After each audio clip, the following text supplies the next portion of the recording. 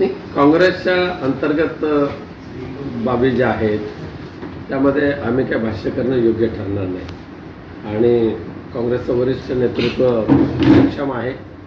कुरबुरी काय वगैरे असतील, मतभेद असतील तर ते मिटवायला आणि पक्ष चांगल्या पद्धतीने चालवायला. मनोज जरांगे पाटील महाविकास आघाडी पुरस्कृत म्हणून आहेत का म्हणून असं त्यांनी विचारलेलं आहे.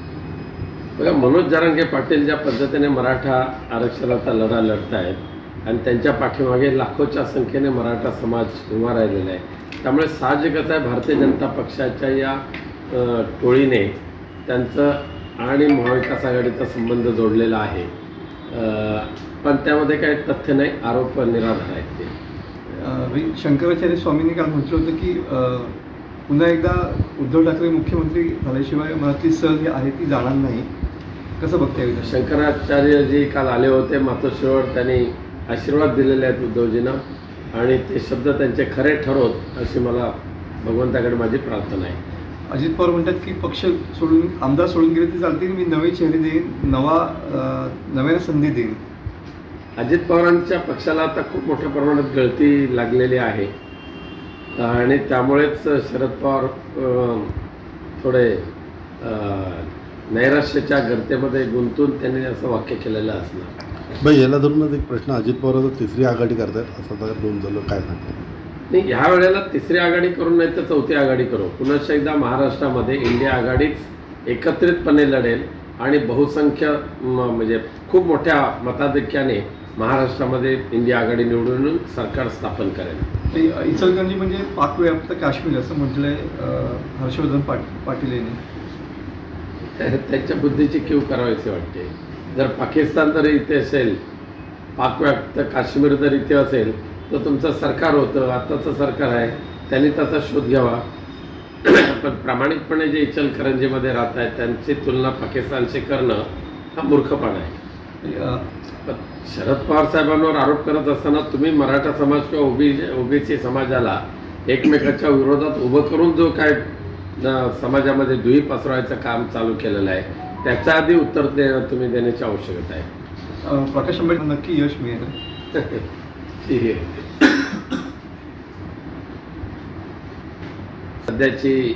सध्याची म्हणजे मागच्या अनेक वर्षापासूनची जी काय दुरावस्था झालेली आहे ही तुम्हाला सर्वांना माहिती आहे.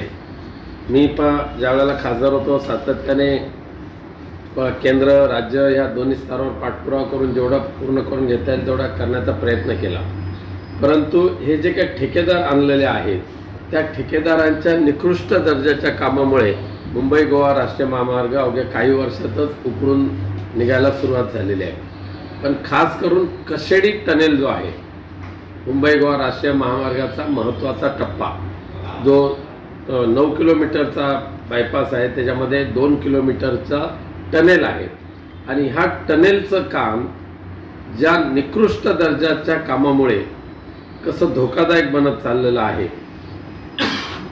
आणि त्याकडे मी सातत्याने NHAI कडे किंवा PWD महाराष्ट्र सरकार जे आहे जे त्याचे जबाबदारी PWD महाराष्ट्र सरकारने मुंबई गोवा राष्ट्रीय महामार्गाची घेतलेली आहे त्यांचं सातत्याने लक्ष वेधत राहिलेलो आहे.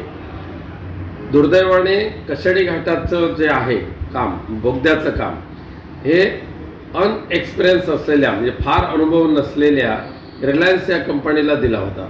रिलायन्स कंपनीने एवढे मोठे टनेल कधी बांधलेच नव्हते, त्यांनी ते रिलायन्स कंपनीला दिले.